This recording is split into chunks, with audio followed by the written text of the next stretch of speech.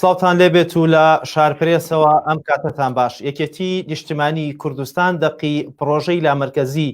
ئیداری و ئابووری بۆ هەرێمی کوردستان بڵاو کردەوە. دەپرسم ئاخۆ پرۆژەیەکی لەم شێوەیە و لەم کاتەیە دەتوانێت بەشێک لە قەیران و کێشە سیاسی و ئیداری و ئابووریەکانی هەرێمی کوردستان لانیکەم چارەسەر بکات؟ ئاخۆ ئەگەر ڕێگریەک هەیە لە بەردەم پرۆژەیەکی لەم جۆرە کامەیە؟ ئەگەر ڕێگرینیە بۆچی لە ماوەی 30 ساڵی ڕابردوودا هێزە سیاسەکانی هەرێمی کوردستان هێزە حکومڕانەکان نەیانتوانیەوە پرۆژەیەکی لەم جۆرە بخەنە بواری جێبەجێکردنەوە؟ داخۆ پرۆژەیەکی لەم شێوەیە و لەم کاتەیە تا چەند پەیوەندیدارە بە ململانێ سیاسی و ئابوووریەکانی هەرێمی کوردستان و حکوومەتی عێراقدا؟ بۆ ئەو مەبەستە میوانداری بەڕێز سعدی ئەحمەد پیرە ئەندامی مەکتەبی سیاسی یەکێتیم کردووە. ساڵ لێبێ کاک سعدی، سوپاس بۆ ئەو دەرفەتەکە لە هەولێرەوە لەگەڵمانی. دەپرسم پرۆژەیەکی لەم شێوەیە کە یەکێتی نیشتیمانی کوردستان لەم کاتەیە تەرحی کردووە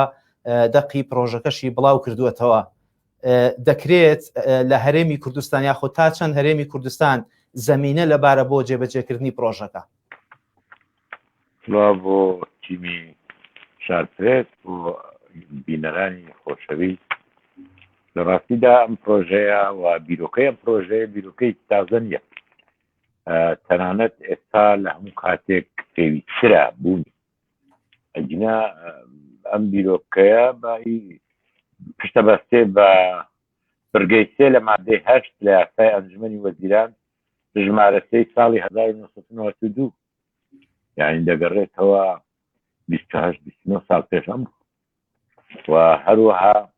دەگەڕێتەوە بۆ یاسای پارێزگاکانی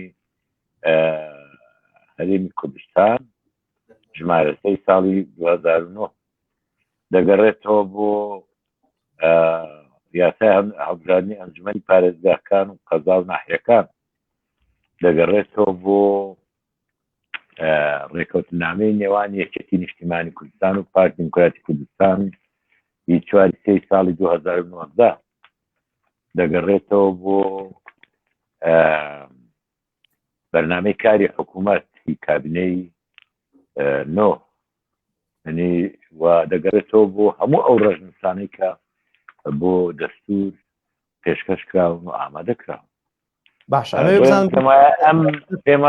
بیرۆکەی تازە نیە، لە خۆی نهاتووە، لە عەدەمەوە نهاتووە. ئێستا ئەگەر یەکێک خوێندنەوەی نەبووە یا ئەم ئێحتیمامی نەبووە یا ئەم لە ساڵی 28 ساڵە ئاگای لە بڕیارەکان و لە ناوەڕۆکی یاسا و ڕێساکان و لە بەرنامەی کاری حکوومەت نەبووە، ئەو مشکلەی ئەوە نە مشکلەی لایەنە سیاسیەکان. لێرەدا یەکێتی نیشتیمانی کوردستان بە تایبەتی دوای ئەو قەیرانە نەیهات،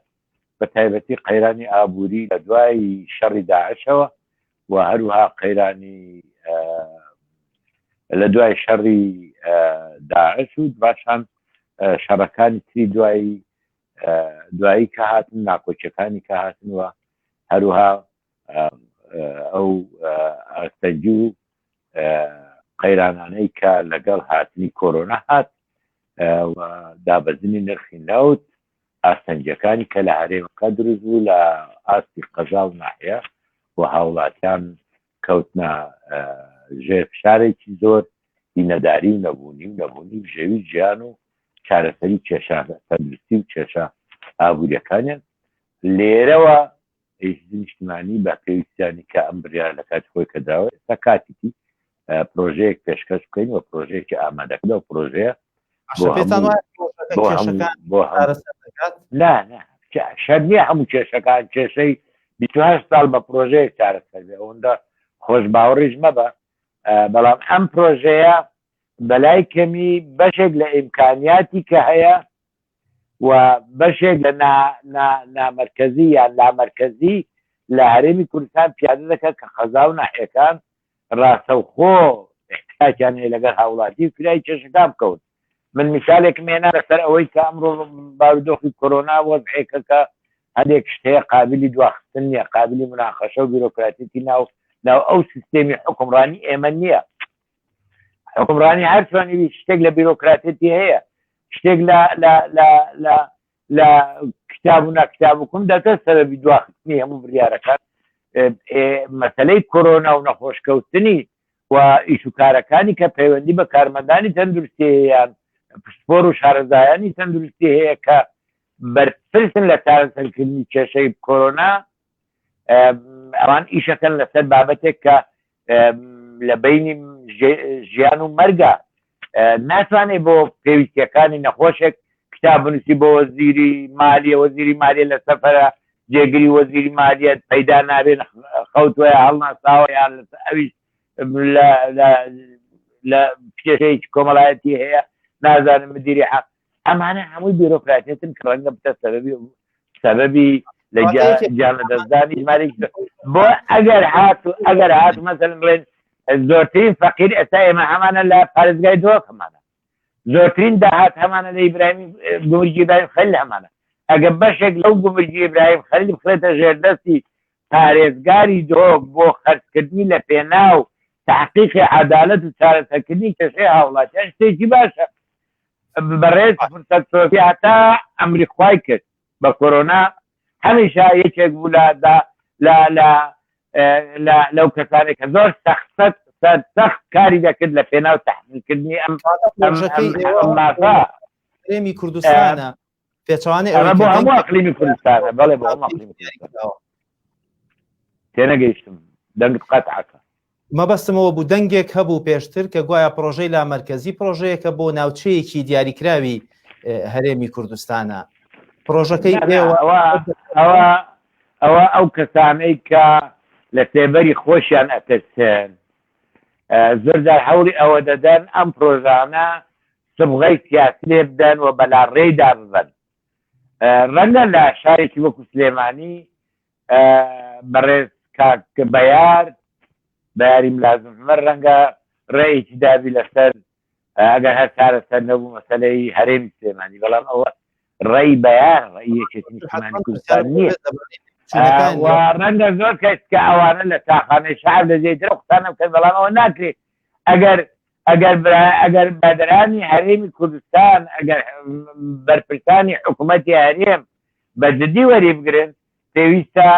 چێ پرۆژەکە تەقدیم دەکە بێن لەگەڵ ئەو لایەنە مناقەشە بکەنەوە پرۆژەیەکی لەو بابەتە بۆ لامەرکەزی لەلایەن پارتی لەلایەن گۆڕان و لایەن یەکێتی لە مانگی 12 پێشکەش کراوە ئەوەی کە جێگای سەرسوورمانە زۆرجار گومانێکە لەوەی چێ دەبی چۆن ئەگەر ئەو پرۆژێ بەلاڕێدا برایان تاکیری کرد لە سەر نەهێشتنی ناوەڕۆکە ئەسلەکەی ئەم حکومڕانیە باشە ئەم پرۆژەیە چاودێری هەیە سەرۆکی ئەو هەیەتی چاودێرە بەڕێز سەرۆکی ئەنجومەنی وەزیرانە بابا چاودێری باش کەو لێ نەگەڕا ئەو پرۆژە بەلایە کا بڕوە ئەگەر ویستی بڕوە بەڕای گرێ بۆیە پێم وایە هیچ ڕێگا هیچ بەبەستێک نێ لە بەردەم ڕاگررتی ئەو پرۆژەیە و پارتی دیموکراتی کوردستان و گۆڕان وەکو پێکێنەرێکی سەرەکی کابینە نوێمی حکوومەتی هەرێم پێشوازیان چۆنە لە پرۆژەکە ئەوەندەی کە گفتوگۆتان کرد بێ لەگەڵ خۆی پێشوازیان ینی مناقەشاتی ئەو پرۆژەیە دەکرێت ئەوەی کە لە مناقەشاتەکان جێگای سەرنجەوە سەرسوورمانە ئێمە کە باسی پرۆژەی لامەرکەزی دەکەین پرۆژەی لامەرکەزی ئەگەر باز بکەین دەسەڵات شۆڕکردنەوەیە بۆ یەکە ئیداریەکانی خوار ئەنجومەنی وەزیران بۆ پارێزگا بۆ قایمقام بۆ مدیر ناحیە بۆ دامەزراوەکانی ئەم دەسەڵاتە شۆڕەکەیەوە چی پێ بکە بەم دەسەڵاتە یعنی من نابینم ئەم مناقەشەیەکی مفیدە یا مناقەشەیەکە ئەسلی منطق یعنی مەبنای منطقی هەیە ئەگەر باسی بکەیت ئەمە مالیاتی دەگرێتەوە ئەمە یعنی ئەوە لا مەرکەزی مالیشە باشە ئۆتۆمبیل بەبێ بەنزین ناڕوە ئەگەر تو باسی ئیدارەیە باسی لامەرکەزی ئیداریە لامەرکەزی ئیداری هەیە هەندێک پێویستی بە ئیمکانیاتە بەبێ خەرجی جێبەجێکردنی بڕیارەکانی یەکە ئیداریەکانی خوار ئەنجومەنی وەزیران بەبێ ئیمکانیات نابێت پێویستە ئیمکانیاتێک بۆی بە پێی ڕێکەوتن نامە و پێویستیەکانی هەر پارێزگایەک بۆیان تەرخان بکرێت و ئەوانش بۆ قایمقامەکان و قایمقامەکانی بۆ ناحیەکان و ئەوە یەکێکە لەو هەنگاوانەی کە پێی دەوترێت ئەمە کرۆکی سیستەمی فیدرالیە بۆ تحقیق عەدالەت بۆ گەیشتنی هاوڵاتی بە ئامانجەکانی بەبێ کارتێککردنی بیرۆکراتی تیاروڵات. باشە لە ماوەی ڕابردوودا شاندێکی پارتی دیموکراتی کوردستان هاتە سلێمانی سەردانی بەشێک لە هێزە سیاسیەکانی کرد لەناو ئەو هێزە سیاسانەکە پارتی سەردانی لە هەولێریش لەگەڵ یەکێتی نیشتیمانی کوردستان دانیش لە چوارچێوەی ئەو سەردانانەدا دەگوترێت لەو سەردانەدا باز لە پرۆژەکە یەکێتی کراوە ئەگەر کراوە وەڵام و بۆچوونی پارتی لەبارەی پرۆژەکەی ئێوە چی بوو؟ وەڵام و بۆچوونی پارتی تەنان لێ پرسیار بۆ ئەوی کە بۆم باس کردی ئەوە پێیان وایە ئەم بابەتانە ڕەنگە لە جێگای غەیری بارەگا ڕەسمیەکانی حیزبەکان باز بکرێت بەڵێ ئەو قسانە زۆر دەکرێت تەفسیری جیاجیا دەکرێت ئەمن پێم وایە مەسەلەی ئیجتیهاد و مەسەلەی تەوەقع و مەسەلەی ڕای من ئەوانە ناحرامە و نەگومرگی لەسەرە هەر کەسێک توانی ڕادەربڕێت چۆنی دەیەوێت بەڵام بۆ جێبەجێکردن و گفتوگۆکردن لەسەر ئەم بابەتە لایەنی سیاسی پرۆژەی پێشکەش کردووە لەسەر ئەم پرۆژەیە مناقەشە بکرێت ئەو پرۆژەیە دەوڵەمەند بکرێت کەم و کوڕەکانی پڕ بکرێتەوە ئەگەر پێشنیارێکی بابەتی باشتر هەبوو لەوەی کە نووسراوە ئەتوانین جێگای بگیرێتەوە هیچ ناوەڕۆکێک لە ناوەڕۆکی ئەو پرۆژانە نەستی قورئان نییە هەمووی قابلی لێدوانە قابلی گۆڕینە قابلی چاکردنە قابلی دەوڵەمەندکردنە وە گفتوەکانێکە لەگەڵ پارتی کراوە بەم شێوە کراوە پێتان وایە لە ئایندەیەکی نزیکدا دەگەنە ڕێککەوتن لەسەر جێبەجێکردنی پرۆژەکە؟ من تەمەنا دەکەم چونکە بەم پرۆژەیە بە شۆڕکردنەوەی دەسەڵات بە شێوەیەکی عەمەلی کە بتوانرێت جێبەجێ بکرێ بە عەمەلی نەک زۆر چڕ بکرێتەوە بە شێوەیە کە تاقیداتی تێبکەوێت کاری حکوومەتی ئاسان دەکات ئەرکی سەرشانی بەرپرسانی حکوومەتی ئاسانتر دەکات و ئەو خۆی لە خۆیدا هیچ شتێک نییە لەوەی کە حکوومەت تیمە و دابشکردنی کار بەسەر تیمەکەدا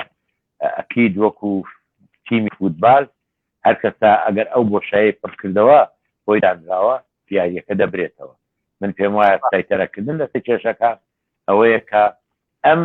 ئەرک و واجباتەی هەیە بەسەر ئەندامی ئەو تیمەی کە لە کاردایە لە ئەنجامدانی جێبەجێکردنی بەرنامەی حکوومەتدایە دابش بکرێت ئەرکان بە شێوەیەکی باسی بێت. باشە دەگوترێت یەکێتی نیشتیمانی کوردستان کاتێکی دیاری کردووە بۆ پارتی بۆ ئەوەی کە لەو کاتە دیاریکراوەدا لەسەر پرۆژەکە ڕێککەون ئەگەر وایە لە کاتی لە ئەگەری کۆتایی هاتنی ئەو وادەیە و ڕێکنەکەوتنی ئێوە لەگەڵ پارتی و هێزەکانی دیکە هیچ پرۆژەیەکی بەدیل هەیە لەلایەن یەکێتیەوە؟ کادڕاوێرە ئێمە دوو حیزبی حکومڕانی لە وڵاتە پێکەوەی ئیشکردن و بڕیاردان لەسەر پرۆژەیەک لە ئەنجامی تێکگەیشتن و قەولکردنی پرۆژەکەیە بۆ ئێمە زوو جێبەجێ بکرێت کارێکی باشە بەڵام لەوەی کە ئێمە کاتێک دابنین لە ماوەی دوو هەفتەیە ئەوە نەبی دەنا شەڕ بە قۆمیان مشکل لەگەڵ شتوان نییە بەڵکو ئەم بابەتەندی وا دەکات و کەمەرەیەکی بۆ دانا هاتن لای ئێمە فترە دانان ئەگەر نەبوو چی تۆ خۆ سوالی دومت ئەوە دەبی دەزانم من بۆی لە ئێستاوە ڕێگایەوە لێ سوالی دوم نەکەیت ئەمە بەوە نابێ فترەی بۆ دابنێت بەوە دەبێت مناقەشەکە مافی خۆی بدەیتێ و تێری بکەیت لە مناقەشە تێری بکەیت بۆ ئەوەی هەموو لایەکمان بە بڕیارێکی دەستەجەمع و بڕیارێک کە بە تەواوی بڕوامان بە ناوەڕۆیکی ئەم پرۆژەیەوە دەستێ بکەین بۆ جێبەجێکردنی ئەو کاتە سەرکەوتنێکی باش دەبێت. باشە پرۆژەکەی ئێوە لەم تەوقیتەیە تا چەند پەیوەندیدارە بە هەبوونی کێشەکانی نێوان هەرێم و بەغدا بە دیاریکراوی مەبەستمە بپرسم لە ئەگەری ڕێگنەکەوتنی هەرێم و بەغدا دەکرێت پرۆژەکەی یەکێتی بەشێک لە کێشەکان چارەسەر بکات و لانی کەم لە ڕووی داراییەوە ئاهێک بە هەرێمی کوردستانە بهێنێتەوە؟ جارێکتر ئەم پرۆژەیە هیچ پەیوەندی بە کێشەکانی نێوان ئێمە و بەغدانیە. ئەو پرۆژەیە پەیوەندی بە ئەو ئاستەنگی و ئەو قەیرانانەی کە هەم قەیرانی دارایی قەیرانی ئابووری آخر بەشێک لە قەیرانی بە عێراقەوە هەیە. کارەکەت کرد تێش گەیشتم ئەگەر ئیجازەم دێوان کارێک قەیرانی دارایی و قەیرانی ئابووری مەزدەرەکەی لە هەرچەوە هاتووە هیچ هەرق ناکە. نرخی نەوت دابەزیوە، داعش مەنتیقەکانی گرتووە، سنوورەکان گیراون، عێراق موافقەت ناکە. چی خۆت پڕیکەوە بۆ شاتێکە بۆ تۆیە چی تابنی دانی. بەڵام ئەوەندەی کە بەدەستمانەوەی پێویستە بە شێوەیەک دابەشیکەیت کە فریای هەموو هاوڵاتێک بکەوێت و هیچ کەسێک لە وڵاتی ئێمە لە نەبوونی دانەژێ تا قەرنی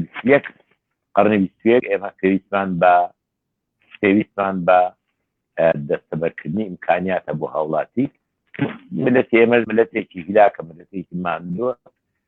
مستحقی ڕێزێگرتنە و من پێم وایە عێراق لەبەر هەر سەرێک بیەوێ داخوازیەکانی هەرێم جێبەجێ نەکە عقوبەی ملەتی ئێمە نەدا. ئەگەر عقوبە مەفروضە عقوبەی کاربەدەستانی وڵاتی ئێمە بدە، بەڵام عقوبەی ملەتی ئێمە نەدا. ملەتی ئێمە مستحقی عقوبە نییە، بەڵکو ئێستا ئەوەی ئەوان لێ حکومڕانی دەکەن و وجودیان لە بەغدا بە هیمەتی ملەتی ئێمەیە. ملەتی ئێمە لە سڕی پێشەوەی خەبات بوو، شەهیدەکانیدا توانی ڕژێم بڕوخێنی و ئەوان لێ حکومڕانی. باشە، بەشێک لە بەرپرسانی پارتی دیموکراتی کوردستان ڕاستەوخۆ و بەشێکیان ناڕاستەوخۆ باز دەوە دەکەن یان پرۆژەی ئیشکردن بۆ پرۆژەی لامەرکەزی بە جۆرێک لە دوو ئیدارەیی دەزانن. پێتان وایە ئەمە دەیان پارتی دەیەوێت هەر بەڕاستی پرۆژەکەی خۆی کە لامەرکەزیەت بەشێک بوو لە بەرنامەی کاری حکوومەتەکەی بەڕێز مەسرور بەرزانی دەیەوێت بە ناوی خۆیەوە پرۆژەی لامەرکەزیەت جێبەجێ بکات، یان هەر دەیەوێت لامەرکەزیەت لە هەرێمی کوردستان وەکو دوو ئیدارەی سێر دەکات؟ پرۆژەی لامەرکەزی و لامەرکەزی لە بەرنامەی کاری حکوومەتی ئەم حکوومەتە کابینەی نۆ هەیە. ئەگەر ئەو پرۆژێ سەرکەوتوی ئەم حکوومەتە سەرکەوتو دێت. چاودێری ئەم پرۆژەیە بریتە لە سەرۆکی ئەنجومەنی وەزیران جێگری، وەزیری ناوەخۆ، وەزیری مالیە، وەزیری پلاندانان، وەزیری زەراعە، وەزیری تەندروستی. ئەم بزانم ئەگەر ئەوان هەمووی چاودێرن و متعاتفن لەگەڵ ئەو پرۆژەیە، ئەوە چێ ئەوەی دەوێت دوو ئیدارەی دروستە. ئەگەر ئێمە بمانەوێت ئەم پرۆژەیە بەباشی لە دهۆک جێبەجێ بکەین، دهۆک جیا بێتەوە. پێتان وایە ئەمە بۆچینێکی نامەنتیقیە، ئەمە تەنها لێکدانەوەیەکی سادەیە. من پێم وایە ئێمە مناقەشەمان لەسەر ئەو پرۆژەیە لەسەر ئەساسی ئەوە نیە دوو ئیدارە دروست دەبێت، چونکە ئەو کات ئەو پرۆژەیە ئەو نەتیجەیە دەدا لە سوئاد. ئەگەر ئەو پرۆژەیە تەنها بۆ سلێمانی بی، تەنها بۆ سلێمانی و هەڵەبجەبی، بەڵکو ئەگەر ئەو پرۆژەیە بۆ دهۆکی بی، بۆ هەولێری بی، بۆ سلێمانی، بۆ هەڵەبجەش بی، ئەو کاتە ئەم وا تێگەیشتن کە ئەوە دەبیتە دوو ئیدارە لە ئەنجامی ناتێگەیشتێکی زۆر قوڵە. باشە کاک سعدی، ماوەیەکی زۆرە بەشێک لە پەرلەمانتارانی کوردستان باز لە هەبوونی قاچاقچێتێکی گەورە و بەرفراوان لە بەشێک لە خاڵە سنووریەکانی هەرێمی کوردستان دەکەن. پێتان وایە پرۆژەی لامەرکەزی دەتوانێت وەک دەڵێن چەکوشێکی بەهێز بێت بۆ سەری ئەو قاچاقچیانەی کە لە سنوورەکان قاچاقی دەکەن، یاخود بە پێچەوانەوە دەستیان واڵاتر دەکات؟ مەسەلەی خاڵە سنووریەکان و لامەرکەزی علاقی بەوە نییە تا لامەرکەزیە یا لامەرکەزی نییە. باز لە دایرەی خۆی هەیە، دەستگاکانی ئاسایش و دەستگاکانی پۆلیسی سنوور هەن و بەرپرسانی خاڵە سنووریەکان هەن و لایەنە سیاسیەکان و لایەنە حکوومیەکان بەرپرسن لەوەی کە ڕێگا بگرن لەو دزیانی کە دەکرێت بڵێ گەندەڵی هەیە لە خاڵە سنووریەکان و ئەوە بەشێکە لە کەمکردنەوەی داهاتی حکوومەتی هەرێم بەڵام غەدرەکەین ئەگەر بڵێن ئەو گەندەڵیانە لە فلان جێ فلان جێ لە هەموو سنوورەکان هەیە پێویستە زۆر بەتوندی لە دوی بۆستینەوە ئەوە نەکە گەندەڵی نەکەینە یا بەیاسا گەندەڵی نەکەین بەڵکو بەیاسا ڕێگری لە گەندەڵ. ئەمە وەکو دوا پرسیار بۆ چوونت بزانم لەبارەی دوایین پەرەسەندنەکانی پەیوەندیەکانی نێوان هەرێم و بەغداد بەو پێی جەنابەت ئەندامی مەکتەبی سیاسی حیزبێکی گەورەیت و بەشێکی گەورەتان لە حکوومەتی هەرێم هەیە تا چەند ئاگاداری دوایین پەرەسەندنەکانی پێتان وایە لە ئایندێکی نزیکدا دەکرێت حکوومەتی هەرێم و بەغداد بگەنە ڕێککەوتنی کۆتایی؟ حکوومەتی هەرێم و بەغدا پێما تاوکەری یەکترین ئەگەر نانێ بگەنە ڕێککەوتن کارێکی باش ناکەن وەکو لە پێش هەرتم عقوبەدانی هاوڵاتیان لە هەرێمی کوردستان یا هاوڵاتیان لە خواروی عێراق نە حکوومەتی فیدرال بەهێز دەکەن نە حکوومەتی هەرێم بەهێز دەکەن بەعکسەوە دەبێتە دەرگا و پەردەرەیەکی کراوە بۆ داخلبوونی خەڵکی دەرەوەی هەرێم و دەستێوەردان لە ئیشکاری ناوخۆی ئەم هەرێمە ئەگەر بمانەوێ بەوردی باز بکەین ئەمڕۆ لە گوێرەی ئەو قسانەی کە لەلایەن بەرپرسانی بەغا و حیزبەکانی حاکم لە بەغا دەکرێت لەلایەن هەندێک لە بەرپرسانی پەرلەمان دەکرێت دەتوانم برێم شانسەکە 50 ئەنی واضح نییە بە کام لاگەڕەکەوی ئێستا گفتوگۆ هەیە ئەمن پێم وایە ئەمڕۆ بۆ بەغا کێشەکەمان زیاتر سیاسیە لەوەی کێشەیەکی حسابیان ئیداری بێ بێمتمانەیەکی زۆر گەورە دروست لە نێوان هەرێمی کوردستان و بەغدا ئەوە پێویستی بە وەفدێکی سیاسی باڵایە کە تیمێکی مەقبول بڕۆن بۆ بەغدا ماوەیەک بمێنەوە بۆ ئیعادەی گفتوگۆ چونکە وابزانم لە بەغدا لە دوای ئۆکتۆبەر بە تایبەتی لایەنە سیاسیەکانی عێراق بە تایبەتی شیعەکان کەوتە ژێر فشارێکی زۆر گەورە شیعەکان بوونەتە دوو بەش هەندێکیان پێیان وایە عێراق دەستی تێوەردەدرێت لەلایەن جیرانەکان هەندێک لە حیزبە شیعەکان دەستیان تێدایە لەو تێوەردانە دژی ئەوەن و بوونەتە سەبەبی ئەوەی هەندێک لە بارەگای حیزبەکان بسووتێنن بەرپرسەکانیان شار بە دەربکەن ڕەنگە ئێستا هەوڵێک هەبێ بۆ ئەوەی ئەم ڕقی جەماوەری هەوڵدەن بەرەو هەرێمی کوردستانی ئاراستە بکەن بۆ یەک شارەکە لەسەر خۆیاندا بن بەلایکەنی وەردێکی سیاسی لە بەغا پێویستە بۆ ئارامکردنەوەی ئەو وەزع و داڕشتنەوەی پەیوەندیەکان. بەڕێز سعدی ئەحمەد پیران دامی مەکتەبی سیاسیەکێتی نیشتیمانی کوردستان سپاس بۆ ئەو دەرفەتە بینەرانی بەڕێز ئێوە شەشاد بن و خواتان لەگەڵ بێت.